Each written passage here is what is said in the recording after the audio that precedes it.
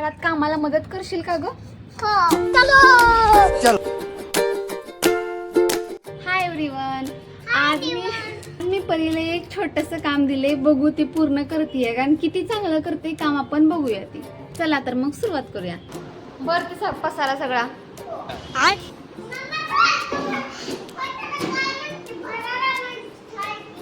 बर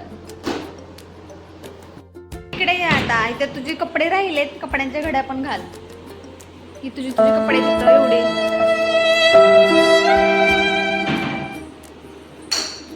य कपड्यांच्या घड्या घाल या. परीची घडी बघा पहिली.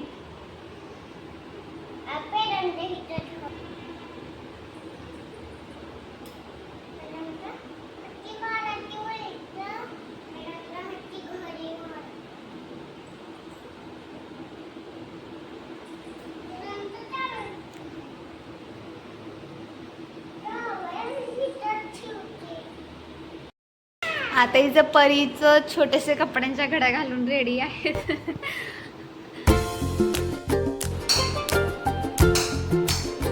आता तुम्ही लोक विचार करत असाल की परीला मी तिची कामं का करायला लावते, तर तिला काम म्हणून हे करायला लावत नाहीये. तिचं जसं जसं वय वाढेल तसं मला वाटते की तिचे छोटे छोटे कामं तिला स्वतः करता यावीत, यासाठी मी तिला आतापासूनच कामाची सवय लावते.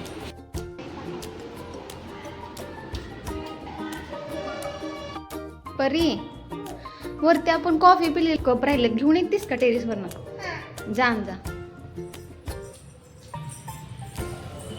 आणलंस? अरे मला पाणी आणखी प्यायला. नाही पाणी घेऊन ये प्यायला मला.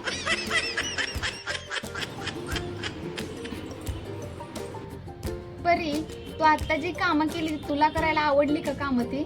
हो. आवडली? परी तुम्हाला आतापासून नाही तर मोठं झाल्यानंतर घरात कामाला मदत करशील का ग? हो. करू लागणार मला काम?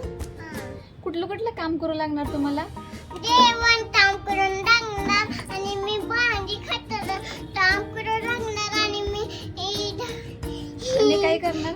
आणि मी झाडू काम करून लागणार आणि मी जेवण करणार. वा एवढी सगळी काम मला तू करू लागणार? बर बर. मला असं वाटतं की मुलांना मुलं जी वयानुसार हळूहळू मोठी होतात ना, त्यांना त्यांची छोटी छोटी कामं करून द्यावी.